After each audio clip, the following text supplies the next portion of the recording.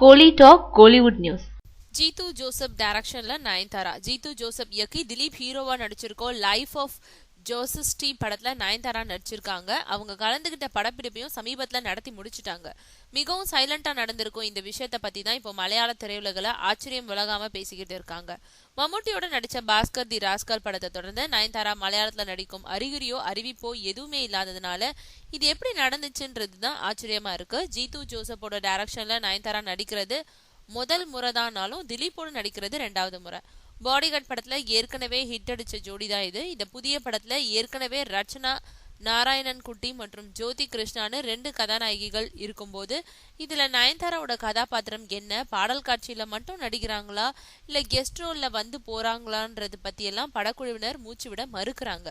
நயன்தாரா சம்பந்தப்பட்ட காட்சிகள் படமாக்கப்பட்ட போது வெளிநபர்கள் பத்திரிகையாளர்கள் உட்பட யாரையும் அனுமதிக்காம படு ஸ்ட்ரிக்டா படப்பிடிப்பை நடத்தியிருக்காங்களா.